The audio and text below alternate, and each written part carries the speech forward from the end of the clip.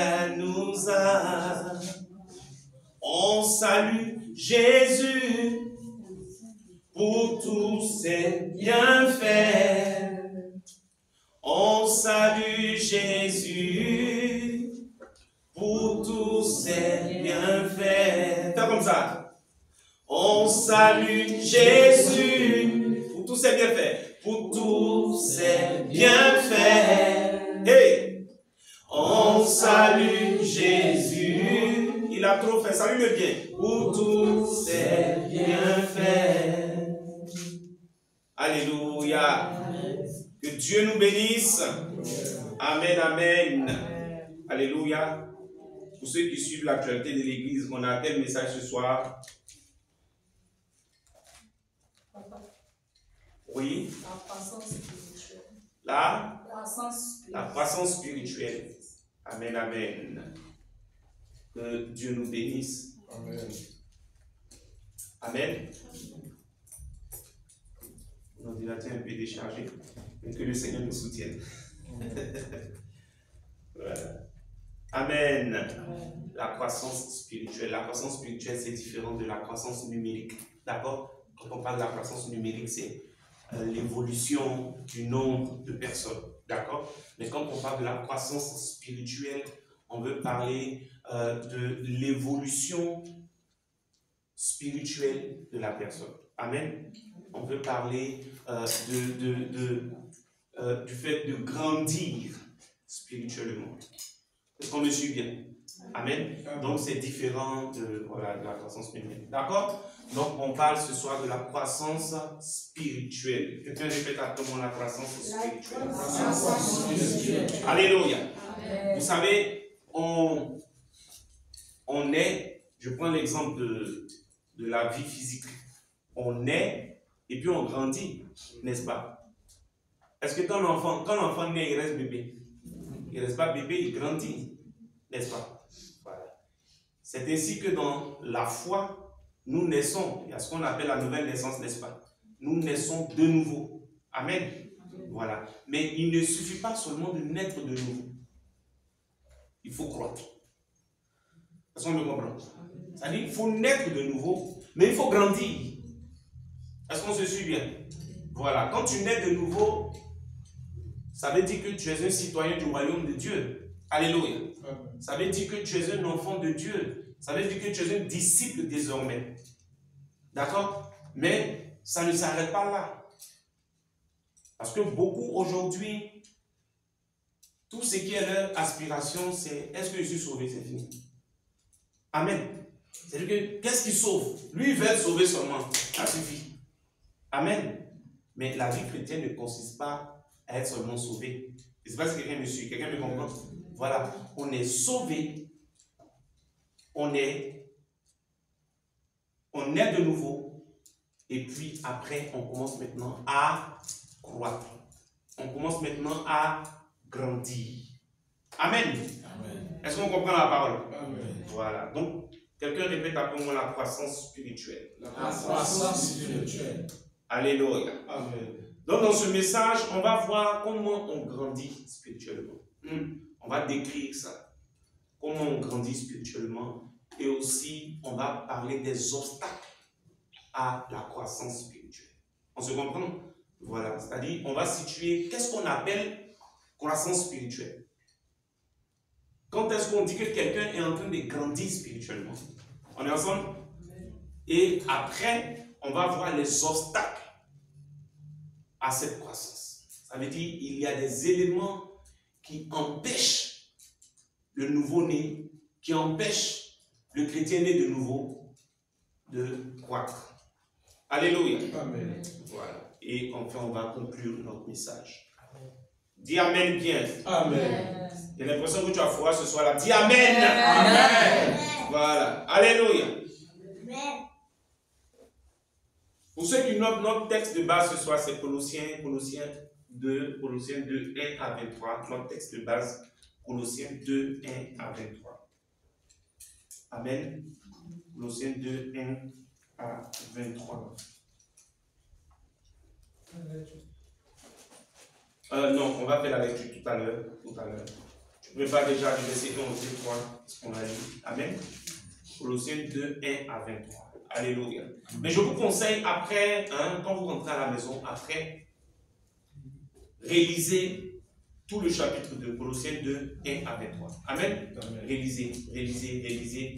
Ça va vous ouvrir l'esprit sur beaucoup de choses. Amen. Amen. Voilà, donc la première chose qu'on voit, parce qu'on a deux choses à voir dans notre message. La première chose, c'est la description de la croissance spirituelle. Amen. Et la deuxième chose qu'on va voir, c'est les obstacles à la croissance spirituelle. Est-ce qu'on est ensemble? Amen. Et puis maintenant, après, on va conclure notre message. Amen. Bien-aimés, vous savez, j'ai dit tout à l'heure, il ne suffit pas seulement de naître, mais il faut faire quoi? Il faut grandir, il faut croître. Amen. Mais qu'est-ce qui fait croître le croyant? Alléluia. Qu'est-ce qui fait croître le croyant? On va lire cela tout à l'heure dans Colossiens 1 qui va lire. Amen. Mais ce que je vais dire déjà, plus on grandit, plus on connaît le Seigneur, plus on grandit. Alléluia. Amen. Plus on le connaît, plus on grandit. Donc quand on arrête de le connaître, c'est comme quand la taille de quelqu'un s'arrête. Vous comprenez? Donc quand on arrête de le connaître, souvent des gens qui pensent qu'ils connaissent tout. Quand tu te dis que tu connais tout, déjà tu ne peux plus apprendre. Alléluia. Je vais rentrer dans les détails tout à l'heure, ne vous inquiétez pas. Alléluia. Voilà. Donc Colossiens 2, 1 à 23. 1 à 3. Est-ce qu'on peut dire oui, Colossiens 2, 1 à 3.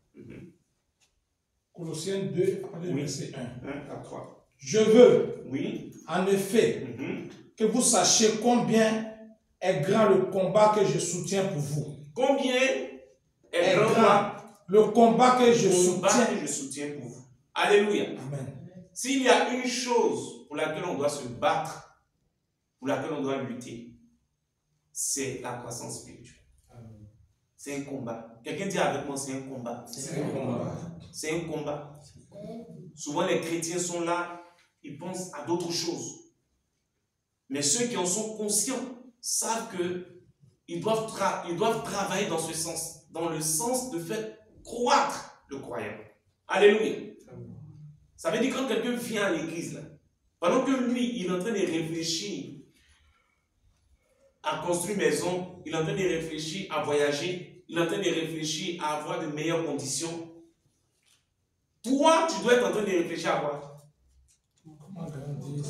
Comment il va grandir? Est-ce qu'on se suit bien? Comment il va grandir? C'est pourquoi le plus souvent, on ne répond pas aux attentes des gens quand ils viennent à l'église. Est-ce qu'on se comprend? Oui. C'est-à-dire, ils viennent, ils se disent, ah, je suis venu dans cette église, je pense que je veux me marier. Vous comprenez, non? Et je suis venu dans cette église-là, mes affaires vont marcher. Vous voyez? Un mois, 2 mois, voir que ces affaires marchent. L'église-là. Il change l'église en même temps. Parce que, en fait, il vient pour une attente, en fait. Alléluia. Et donc, si ceux qui sont là, les pasteurs qui sont là, les bergers qui sont là, les conducteurs, les responsables qui sont là, s'ils sont conscients qu'on doit travailler pour la croissance spirituelle de la personne, la personne sera quelque part déphasée. Est-ce que vous comprenez un peu? Voilà. Ce que je vais expliquer à quelqu'un, ce n'est pas l'enfant qui éduque son parent. C'est son parent qui l'éduque. Tranquille. Vous comprenez, non? Amen. Beaucoup des enfants ici, non? Oui. L'enfant, là, ce n'est pas lui qui t'éduque. C'est toi qui éduques l'enfant. C'est la même chose. Quand quelqu'un vient dans la foi, on l'éduque. Ce n'est pas lui qui éduque. Donc, si tu veux éduquer tes pasteurs, tu veux éduquer ceux qui te conduisent, bon, tu finis par quitter l'église. Tu ne peux pas, parce qu'ils ne vont pas répondre à tes attentes. Est-ce qu'on est ensemble? Amen. Alléluia. Amen. Vous avez vu des gens qui ont suivi Jésus, non, ils sont devenus même disciples de Jésus. N'est-ce pas? Mais le jour Jésus a dit, celui qui ne mange ma chair et ne boit mon sang ne peut me suivre. Ils ont fait quoi? Ils sont partis. Ça veut dire que tu peux faire moins de bruit là-bas. S'il te plaît. Hein? Ça veut dire que beaucoup viennent à lui en regardant d'autres aspects de la vie. Est-ce que vous suivez? C'est-à-dire qu'ils ont leur attente. Eux veulent qu'on les conduise comme ça. C'est-à-dire qu'eux voulaient que Jésus les conduise d'une certaine manière. Quand tu es dans une école, là, ce n'est pas toi qui montres à l'école là comment ils doivent enseigner. C'est l'école là qui t'emmène à te conformer au système de l'école. Les phrases d'aujourd'hui sont fortes, hein? Très fortes. Est-ce que vous savez que l'église c'est une école? Oui. C'est pourquoi on parle des disciples, non? Pourquoi on parle des disciples? Disciples, ça veut dire élèves. C'est une école. On ne vient pas imposer ce que nous, on veut. Mais nous, on doit se conformer et se soumettre à ce que nous recevons comme enseignant. Est-ce que tu peux acclamer le Seigneur? Amen. Très fort.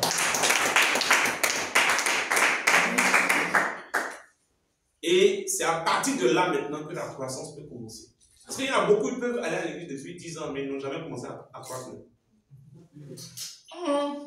Amen. Amen. Wow, aujourd'hui là, ça va chauffer. C'est bien sûr. Comme c'est moi qui ai écrit c'est moi-même qui ai écrit le message, Dieu va vous faire grâce. Amen. Voilà. Dieu va vous faire grâce. Dieu va vous faire grâce. Parce que mon ordinateur va s'éteindre d'ici peu. Alors que je ne suis pas venu avec le chargeur. Acclame Jésus. Donc, il faut lire le prophète. Lis.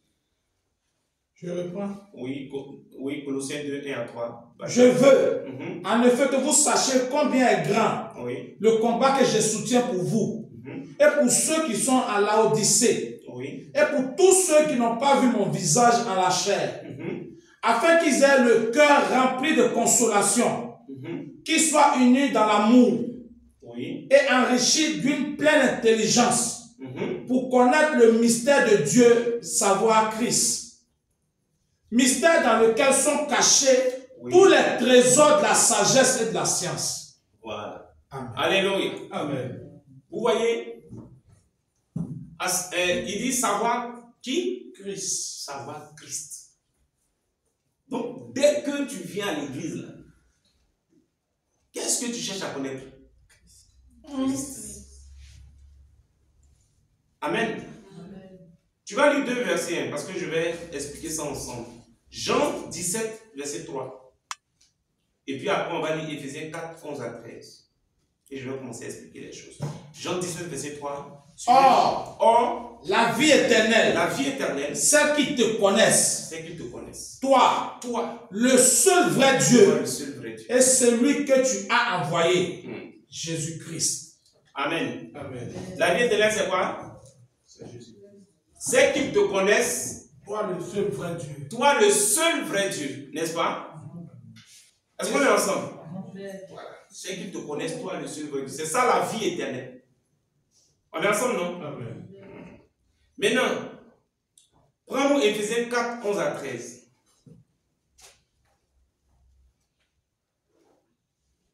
Éphésiens 4.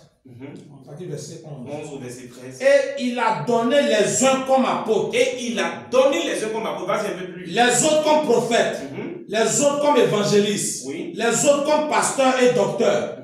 Pour le perfectionnement des saints. En vue de l'œuvre du ministère. Oui. Et de l'édification du corps de Christ. Jusqu'à ce que nous soyons tous parvenus à l'unité de la foi. Et de la connaissance du Fils de Dieu. Oui. À l'état d'homme fait. À la mesure de la statue parfaite de Christ. Yes. Alléluia. Amen. Acclame le Seigneur encore. Alléluia. Amen. Donc vous voyez ici, notre croissance spirituelle est fonction de la connaissance de Christ. Est-ce qu'on est ensemble? Plus on connaît Christ, plus on grandit spirituellement. On est ensemble. Il dit la vie éternelle, c'est qu'il te connaisse toi, le seul vrai Dieu. Et celui que tu as envoyé, Jésus-Christ. Alléluia. Amen. Et dans Éphésiens 4, 11 à 13, on voit que c'est pour parvenir à la connaissance du Fils de Dieu. Donc la croissance spirituelle part de là. Savoir Christ, apprendre Christ, connaître Christ. Mais est-ce qu'on finit de le connaître? Non, on ne finit pas de le connaître. Alléluia. Amen. Parce qu'on ne finit pas de grandir spirituellement. Quelqu'un dit on ne finit pas. On ne finit pas. Il ne faut jamais penser que tu es arrivé. C'est-à-dire que toi, tu n'as plus rien à apprendre. Alléluia. C'est pour cette raison que vous voyez, on parle du perfectionnement des saints. Tu as lu ça tout à l'heure. Oui, oui. Le perfectionnement des saints, et puis on dit l'édification du corps de Christ. N'est-ce pas? Quand on dit les saints, quand on dit les saints, je t'explique rapidement. Quand on dit les saints, ce sont les ministres de l'évangile. D'accord? C'est pourquoi on dit en vue de l'œuvre du ministère. Est-ce que je t'ai expliqué quelque chose? Les ministres, là. Pasteurs, apôtres, évangélistes, docteurs, prophètes.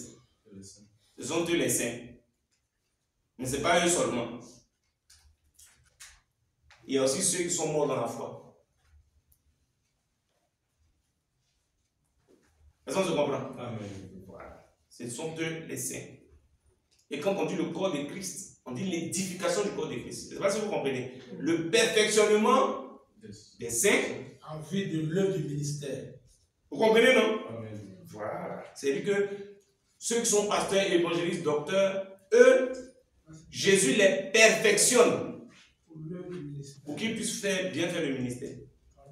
D'accord? Maintenant, ceux qui sont dans le corps de Christ, ils doivent être édifiés. Ça veut dire qu'ils doivent grandir. Est-ce qu'on est ensemble? Amen. Voilà. Donc, c'est pourquoi on place perfectionnement des saints, édification du corps de Christ. D'accord? Amen. Voilà. Maintenant, le corps de Christ, là, c'est pas seulement l'église. Amen. Amen. Sinon, on peut dire l'église. Hein. On peut dire l'église. On dit le corps de Christ. Le corps de Christ, il y a l'église. Mais il y a aussi ceux qui ont été avant l'église. Ils sont aussi le corps. Je vais parler des prophètes. Amen. Ils sont aussi le corps. C'est tout cela le corps de Christ. Alléluia. Donc c'est pour leur édification. Pour qu'ils soient édifiés. Amen. Donc Jean 17, verset 3 vient de nous révéler que la vie éternelle, c'est une continuité. D'accord? Il dit, c'est qu'ils te connaissent, toi, le seul vrai Dieu. C'est qu'ils te connaissent. C'est-à-dire qu'on ne s'arrête pas au fait qu'on ait connu Jésus et puis c'est fini. D'accord? Mais le connaître, c'est quelque chose de continu, de perpétuel. Est-ce qu'on est ensemble? Amen. Tu comprends la parole? Amen. Dis Amen bien. Amen. Voilà. Donc, on a la vie éternelle et on la vit en apprenant à connaître davantage Christ. On a la vie éternelle, mais on vit cette vie éternelle-là en apprenant à connaître Christ. C'est-à-dire que quand dans ta vie chrétienne, tu passes ton temps à apprendre à connaître Christ, tu cherches à connaître Christ, tu es en train de vivre la vie éternelle comme ça. Amen. Voilà. Donc, ce n'est pas quelque chose, on a la vie éternelle et puis bon, on a la vie éternelle. Non, non, non. La vie éternelle qu'on a, on la vit.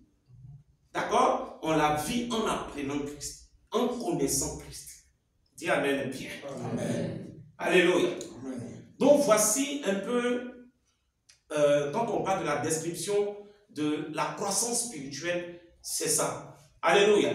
Connaître Christ, connaître son œuvre, connaître ce qu'il a accompli, connaître ce qu'il a fait. Alléluia. Amen. Connaître son identité, qui il est. Alléluia. Avant sa venue, jusqu'à ce qu'il vienne, jusqu'à ce qu'il parte. Alléluia. Et ce qu'il fait présentement. Et son retour, quand il reviendra. Alléluia. Les mystères du royaume de Dieu. Le royaume même des cieux. C'est tout ça qu'on est Christ.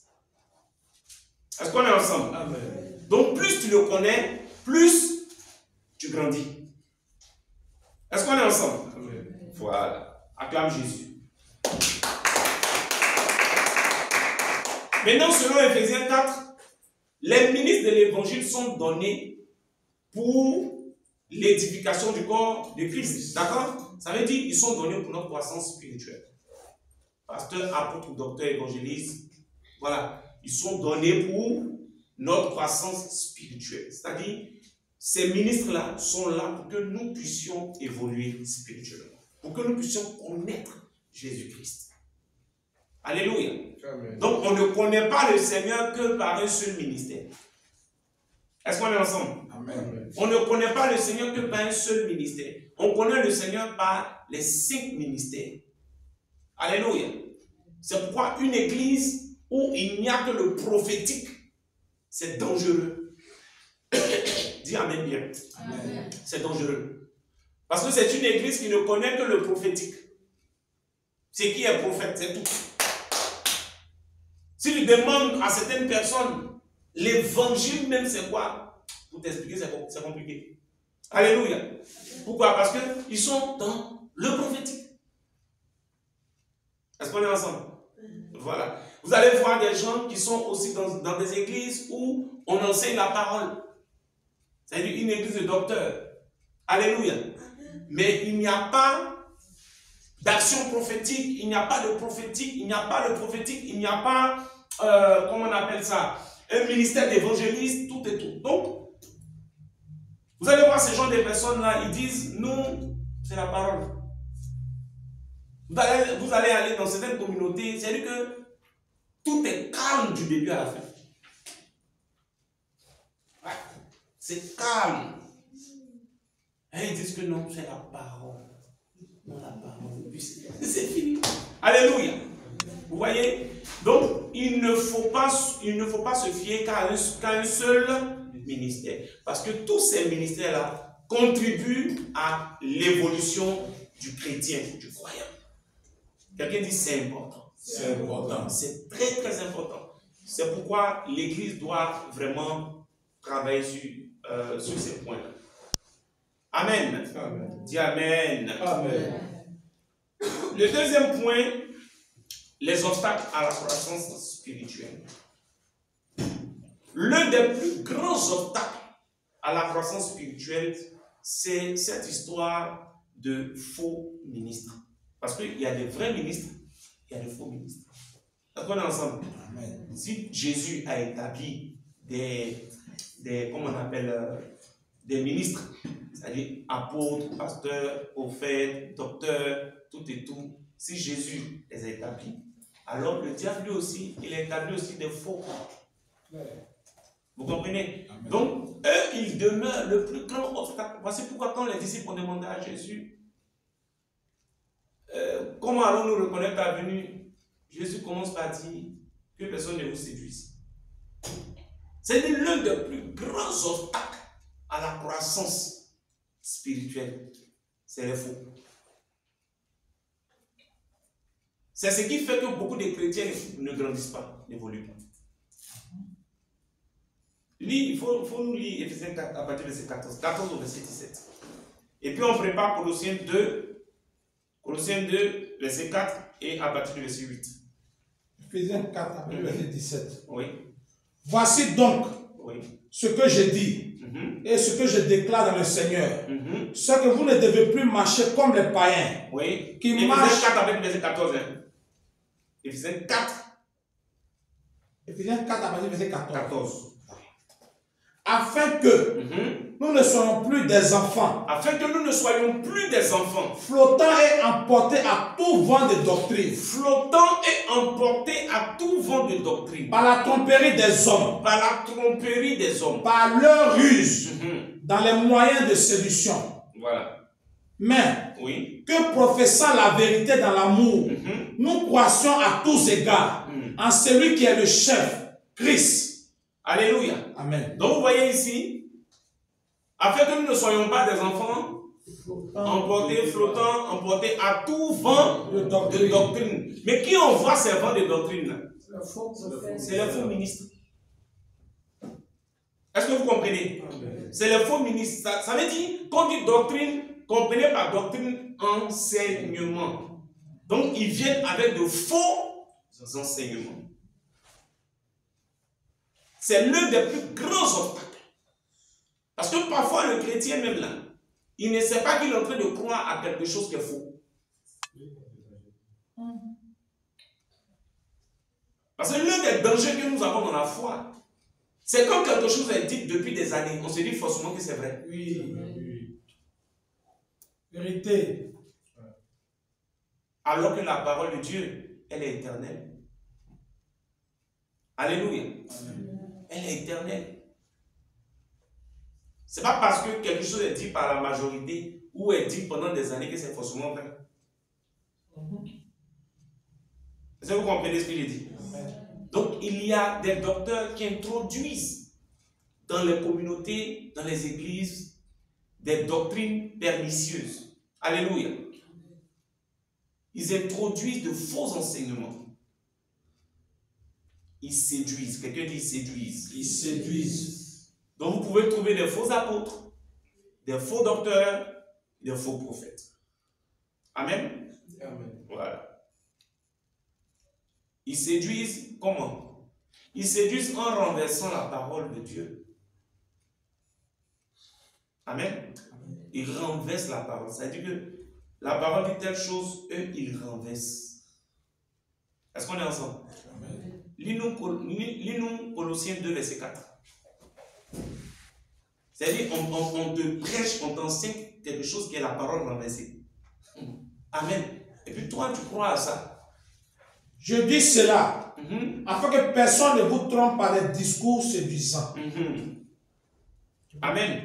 Je dis cela afin que personne ne vous trompe par des discours séduisants. Ça veut dire qu'il en existe, non? Oui. On se comprend? Parce que souvent, quand on en parle, les gens pensent qu'on soupçonne des gens ou on est contre des pasteurs ou des prophètes. On est contre personne. On enseigne la parole de Dieu. Alléluia. Qui est-ce qui va aimer que son fils aille où il y a le danger? Hein? Tu sais qu'il y a le danger est juste à côté. Est-ce que tu vas accepter que ton enfant aille là-bas? Hein? Quand il y a des choses dehors, ça ne va pas dehors. Et que ton fils est là-bas, qu'est-ce que tu fais? Tu l'appelles, tu cherches à ce qu'il rentre à la maison, n'est-ce pas? Pourquoi? Parce qu'il y a un danger. Donc, on ne peut pas fermer les yeux sur ce qui est fausse doctrine. On ne peut pas fermer les yeux sur de faux enseignements. Ce que les gens enseignent qui est faux.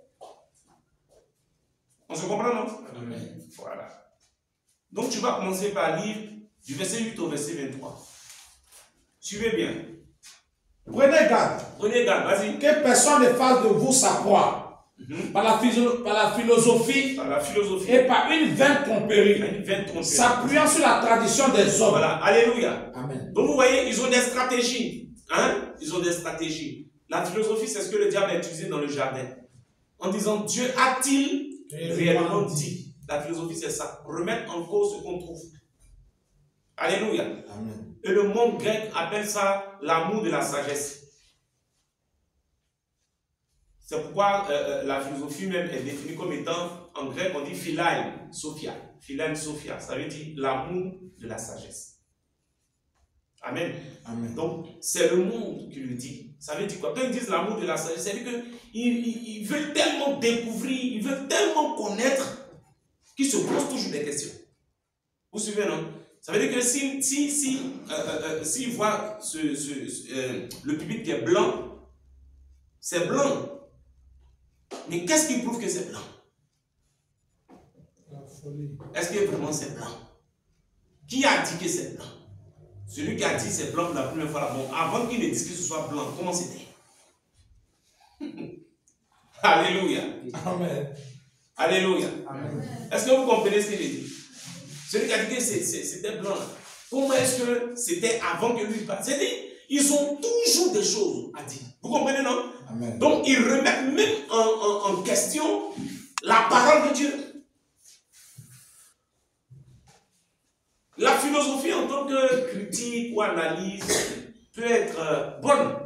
Amen. Ça permet d'avoir un esprit critique.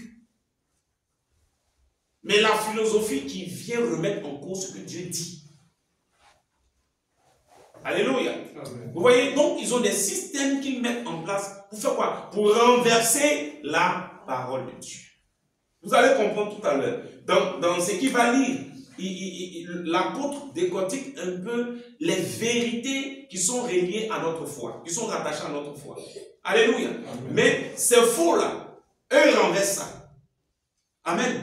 Voici pourquoi lui, il vient pour nous interpeller, pour nous dire, voici votre foi là, voici ce que c'est. Il ne faut pas que quelqu'un vienne vous dire autre chose.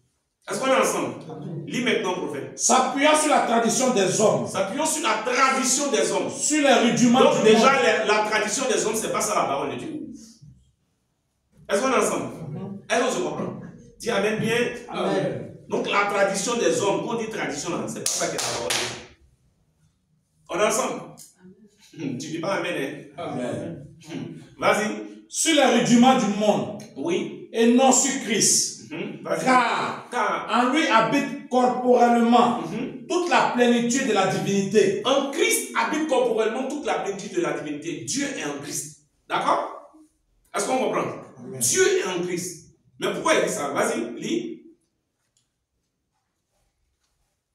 Car vous avez tout pleinement en lui. Vous avez tout pleinement en lui. Qui est le chef. Dis à côté de toi, tu as tout en Christ. Dis, tu as tout en Christ. Tout en Christ. Alléluia. Amen. Oui, non?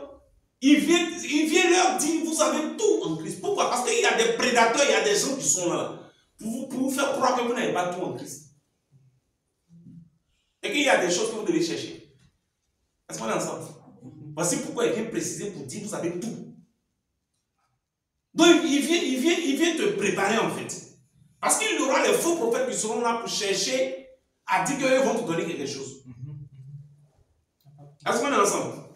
Donc il dit en même temps que tu as tout. Donc il ne faut pas te laisser tromper par quelqu'un. On est ensemble, non? Amen. Vas-y. Qui est le chef de toute domination, oui, et de toute autorité.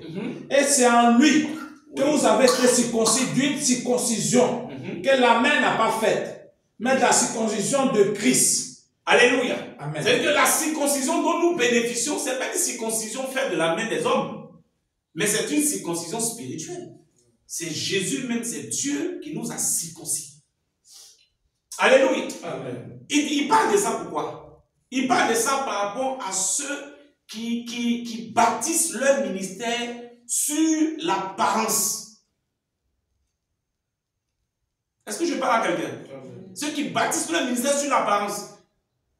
Si tu fais pas, c'est-à-dire que si tu ne portes pas foulard, tu ne vas pas aller au ciel. Il y a un problème. Est-ce que je parle à quelqu'un?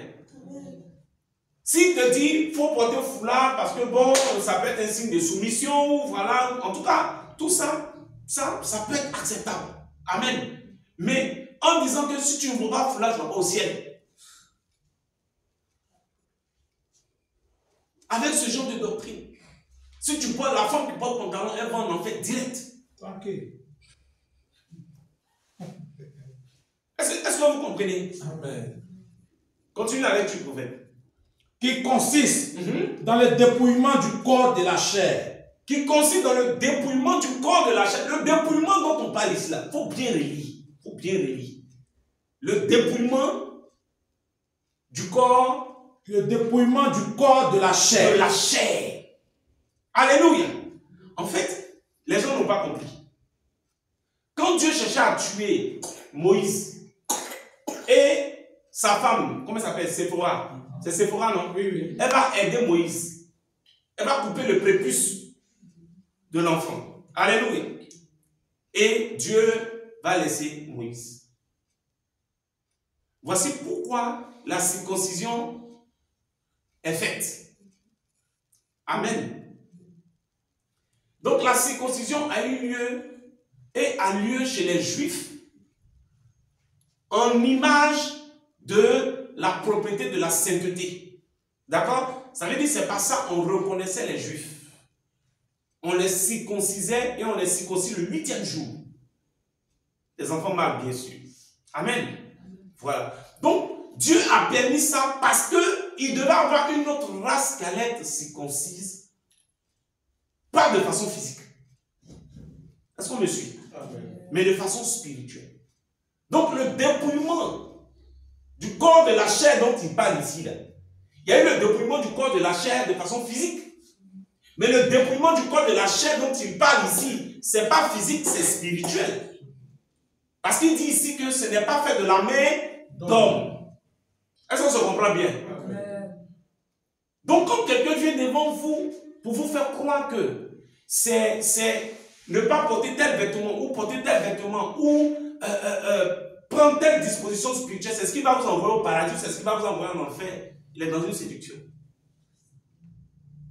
Vous comprenez? Parce que l'évangile, il n'y en a pas deux, il n'y a pas trois. C'est un seul évangile. Est-ce qu'on me suit bien? Est-ce que quelqu'un comprend ce qu'il explique? Alléluia. Vas-y, prophète. Ayant été enseveli avec lui par le baptême. On a été enseveli avec lui par le baptême. Vas-y. Vous êtes aussi ressuscités en lui. Quelqu'un dit, je suis ressuscité avec Christ. Je suis ressuscité avec Christ. Il est en train de dire, vous les chrétiens, hein, écoutez bien, vous êtes ressuscités avec Christ. Est-ce qu'on se comprend même? Tu es ressuscité avec Christ. Ça veut dire que tu as été enseveli avec lui et puis tu es ressuscité avec lui. Voici pourquoi on te baptise. Alléluia. C'est pourquoi la Bible dit que toutes choses anciennes sont passées. Donc il faut savoir que tu n'es plus celui que tu étais avant. Donc il faut faire attention quand quelqu'un vient devant toi pour te parler de ton passé ou pour te parler comme quand tu étais avant. On est ensemble? Est-ce que vous comprenez ce qu'il explique? Voilà. C'est-à-dire qu'avant, il y a des choses pour te dire. Parce que ça, c'était ton avant. Mais maintenant où tu as cru à Jésus, tu vas venir te dire les mêmes choses. C'est ce que l'apôtre est en train de dire. Celui qui est en Christ, là, on le traite différemment. Celui qui est en Christ, il n'a plus les mêmes données que celui qui n'est pas en Christ. Ce n'est pas la même chose. Est-ce qu'on me comprend? Voilà, c'est ce qu'il explique. Mais les faux, faut lire encore. Lis, continue. Vous êtes aussi ressuscités en lui et avec lui. Vous êtes aussi ressuscités en lui et avec lui. Par la foi en la puissance de Dieu, qu'il a ressuscité des morts. Est-ce que vous savez que vous êtes ressuscités avec Christ? Non, est-ce que vous savez ça? Amen. Devant ton voisin, est-ce que tu sais ça? Oui. Alléluia. Amen. Vas-y, prophète. Vous qui étiez morts par vos offenses. Vous qui étiez morts par vos offenses. Donc, et par la circoncision de votre chair. Voilà, donc c'est vos offenses là, vos péchés qui faisaient que vous étiez loin de Dieu. D'accord? C'est ce qui faisait que vous étiez morts. Donc maintenant vous êtes comment? Il vous a rendu à la vie avec lui. Il vous a rendu à la vie. Donc maintenant, tes péchés là ne t'influencent plus. Ça veut dire quoi? Ça veut dire que tu es pardonné maintenant de tes péchés. Parce que c'est tes péchés qui faisaient que tu étais mort. Bon, maintenant tu es vivant, ça veut dire que tes péchés n'ont plus le pouvoir. Yes. C'est ça, si on se comprend bien. Donc si tes péchés ont un pouvoir, ça veut dire que tu es mort.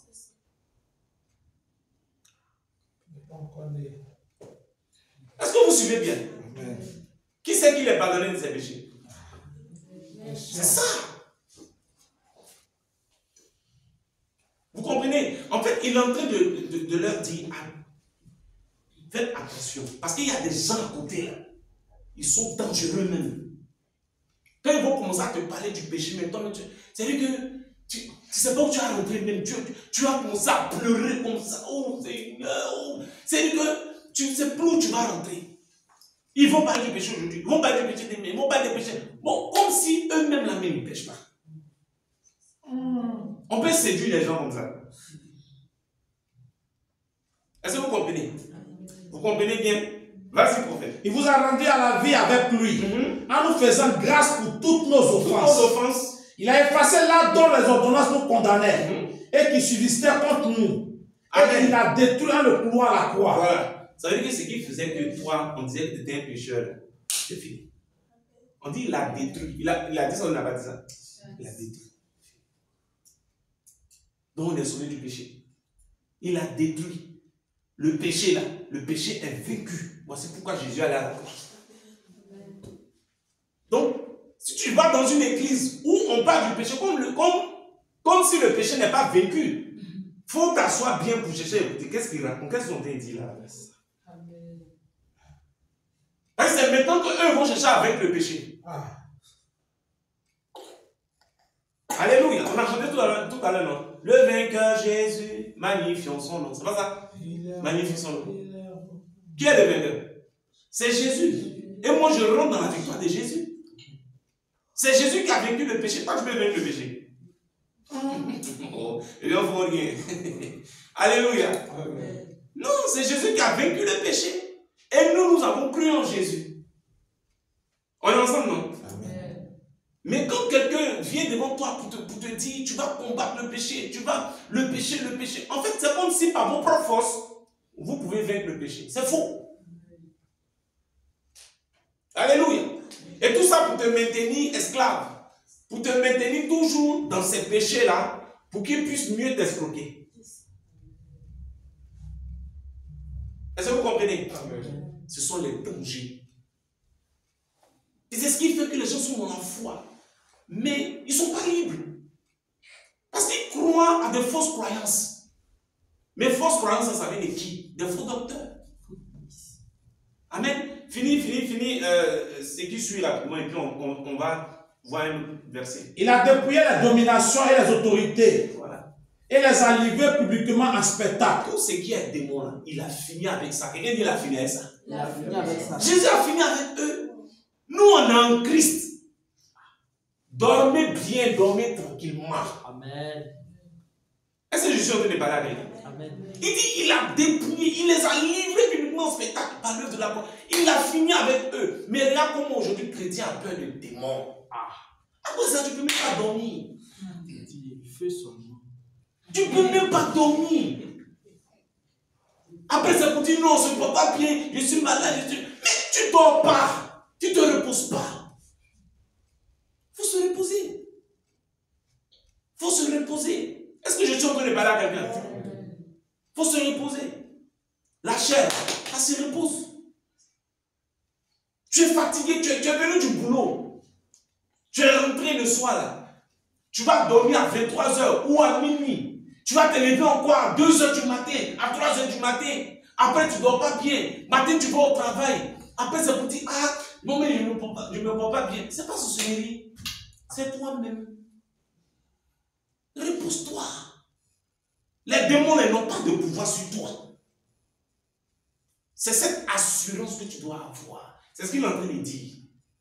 Alors que les autres, là, ils font croire que les démons, là, ils ont un impact encore sur toi. Donc, il ne faut pas dormir. Il faut avoir peur. Ah, non, vraiment, on va faire ça pour que les démons partent. Les démons sont vaincus. Jésus les a vaincus. Pourquoi tu ne crois pas? Amen. C'est ça, la parole. Donc, les faux vont élever encore le diable, vont élever encore les démons. Ils vont faire revivre les dominations dans nos églises. La vie éternelle, ce n'est pas de connaître les démons. La vie éternelle, ce n'est pas de connaître Satan. Je ne sais pas si je suis en train de parler avec eux. La vie éternelle, c'est de connaître qui? Christ. Christ, Jésus-Christ. Apprenons Christ. Il faut arrêter de nous apprendre Satan. Il faut arrêter de nous apprendre le péché. Il faut arrêter de nous apprendre la mort. Il faut arrêter de nous apprendre la sorcellerie. Dis Amen. Amen. Apprenons Christ. Yes. C'est ça la vie éternelle. Yes. Alléluia. Amen. Alléluia. Amen. Dis Amen bien. Amen. Le verset 16. Oui, le verset 16. Que personne donc Mhm. ne vous juge au sujet du manger Mhm. ou du boire ou au sujet d'une fête, Voilà. d'une nouvelle lune ou Ouais. d'un sabbat. Ils sont dans des jugements comme ça. Alléluia. C'est ça qui fatigue les croyants. Qui fatigue les croyants. Et c'est bizarre, mais les croyants sont souvent dans une église où on leur prêche la véritable parole. Mais c'est ce qui est ailleurs là qui est dans leur tête. Et ils sont dans des culpabilités. Ils sont dans des condamnations. Alléluia. Parce que c'est ceux qui jugent. C'est leur parole là que tu connais. Oui, oui. Ici, il est en train de parler de qui? De ceux qui sont dans les jugements. Ils sont dans les jugements. Ne mange pas ceci, ne mange pas cela. Alléluia. Il parlait en Israël, les gens les fêtes. Oui. Les fêtes, là, les fêtes étaient des fêtes juives, n'est-ce pas? Mais là, il est en train de dire que personne ne vous juge par rapport à ça. Si le fête là arrive là, vous ne fêtez pas. Il ne faut pas que quelqu'un vienne vous dire pourquoi vous n'avez pas fêté. Tu as compris le verset là? En Israël, il y a les fêtes. Au lieu de tu vois les chrétiens courir après les fêtes juives là comme ça. Oui, oui. Nous, on a une seule fête. C'est Jésus-Christ. Tous les jours en fête. J'ai pensé que j'allais acclamer Jésus. Amen. Mais ce n'est pas Jésus-Christ ta restauration. Ce n'est pas Jésus-Christ ton salut. Ce n'est pas Jésus-Christ ta délivrance. C'est tout. Donc il dit que personne ne vient vous juger. Que personne. Tout ça, ce sont les doctrines des hommes. Mais on vient te faire peur avec ça. C'est grave. Alléluia. C'est grave. Prends-nous Apocalypse 2, verset 20. Vous allez comprendre que ces faux ministres qui sont des obstacles à la croissance spirituelle sont des ministres Jézabel. Dis Jézabel. J'ai dit tout à l'heure, ils font quoi? Ils renversent la parole. C'est-à-dire que ce que je viens de dire, d'expliquer par rapport à ce que Paul a dit là, c'est-à-dire qu'eux, ils renversent, ils disent le contraire. C'est-à-dire, moi je viens d'enseigner quelque chose, non? Ils vont enseigner le contraire. Alléluia. Amen. Vas-y, Apocalypse 2, verset 20. Mais, ce que j'ai contre toi, Ce que j'ai contre toi, c'est que tu laisses la femme Jézabel, c'est que tu laisses la femme Jézabel. qui se dit Si prophétesse. se dit prophétesse, ça veut dire quoi? Elle n'est pas prophétesse. Merci. Vas-y. Enseigner, séduire mes serviteurs. Enseigner, c'est du salut qui ne sont pas hommes de Dieu. Mais ils enseignent. Vas-y. Pour qu'ils se livrent à l'impudicité. Pour qu'ils se livrent à l'impudicité, ça veut dire pour qu'ils aillent contre la parole de Dieu. Vas-y. Et qu'ils mangent des viandes sacrifiées aux idoles. Je lui ai donné du temps. Je lui ai donné du temps. Afin qu'elle se Afin répandisse. qu'elle se répande. Et elle ne veut pas se repentir de son De impudicité. son impudicité. Je continue. Continue. Voici, Voici, je vais la jeter sur un lit je vais la jeter sur un lit. et envoyer une grande tribulation à ceux qui commettent adultère avec elle, à moins qu'ils ne se répandent de leurs œuvres. Alléluia. Amen. Vous voyez ici, on parle de Jézabel, celle qui se dit prophétesse. Ça veut dire elle n'est pas prophétesse. Il n'est pas prophète, il n'est pas pasteur, il n'est pas évangéliste, Claire. il n'est pas apôtre, il est faux.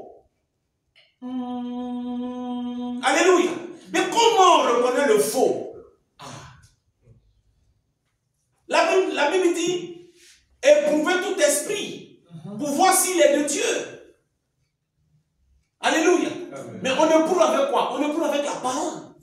La parole qu'on t'enseigne, c'est avec ça que tu vas mesurer. Tu vas regarder.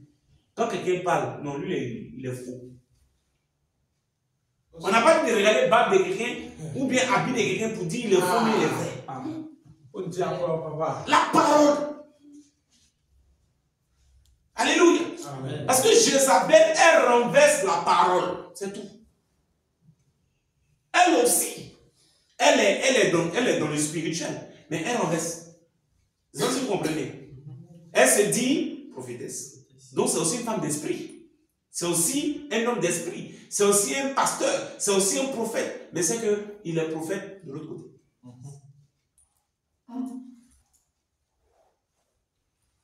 Est-ce que vous comprenez ce que je suis en train de dire? Amen. Alléluia. Prends 1 Corinthiens 3, à du verset 10. Je termine avec ça. 1 Corinthiens 3, partie verset 10. Mhm. Selon la grâce de Dieu qui m'a été donnée, Oui. j'ai posé le fondement comme un sage architecte. J'ai posé le fondement comme un sage architecte. Oui. Et un autre bâtit dessus. On nous bâtit dessus. Mais que chacun prenne garde Que chacun prenne garde à la manière dont il bâtit dessus. à la manière dont il Car personne ne peut poser un autre fondement Personne ne peut poser l'autre fondement. que celui qui a été posé, savoir Poser Jésus-Christ. savoir Jésus-Christ. Or, C'est revenu ici encore, non? Savoir Jésus-Christ là. C'est-à-dire qu'on veut connaître Jésus-Christ. Amen. On ne peut pas connaître autre chose. Ce que Dieu nous apprend, non, on ne veut pas ça. On veut connaître Jésus-Christ. Est-ce qu'on se comprend bien aujourd'hui là? Hein? C'est-à-dire que quand on donne un enseignement, là, on est qu'à apprendre Jésus-Christ. On est ensemble? Amen. Qu'on t'apprenne Jésus-Christ.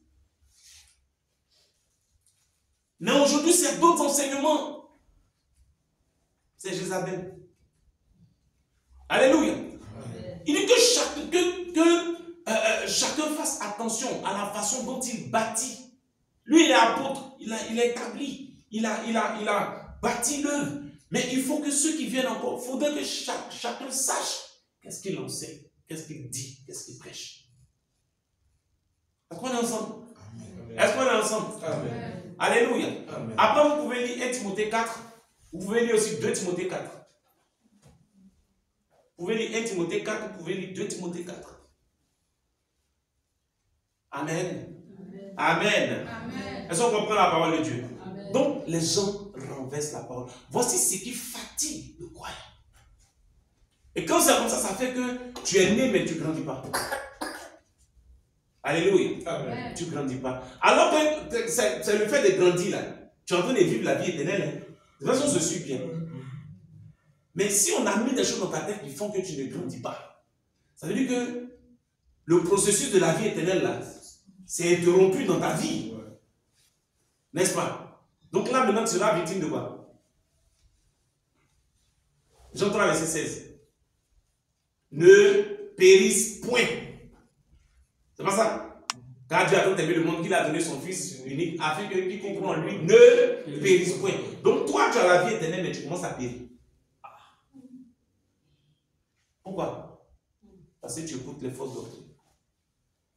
Parce que tu vis selon les fausses doctrines. Parce que ce sont les faux prophètes, les faux docteurs qui sont des pasteurs. Est-ce qu'on est ensemble? Amen. Alléluia. Amen. Jézabel est aujourd'hui dans les églises. La parole est renversée. Alléluia. Ce qui fait que tu peux être né de nouveau, mais tu es bloqué, tu ne grandis plus. Parce que tu crois. C'est Jézabel qui est ton prophète, qui est ta prophétesse. Amen. Amen. Que Dieu nous bénisse. Amen. Acclame le Seigneur pour la parole.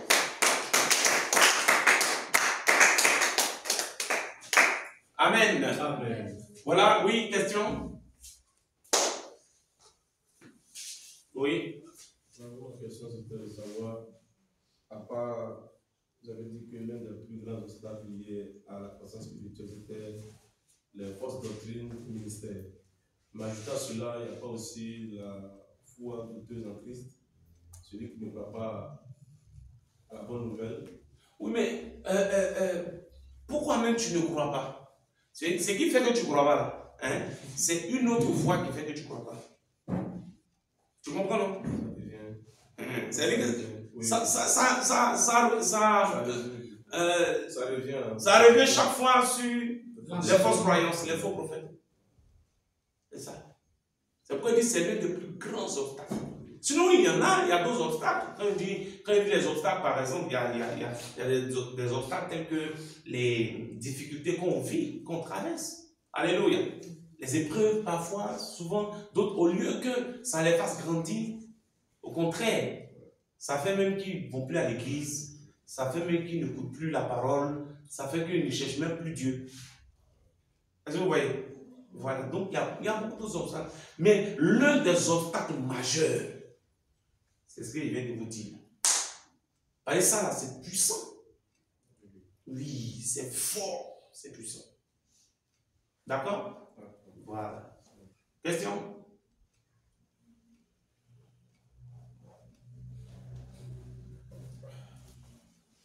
Question. Est-ce qu'on a compris quelque chose même? On a compris? On a compris, non? Oui. Alléluia. Est-ce que quelqu'un peut résumer rapidement?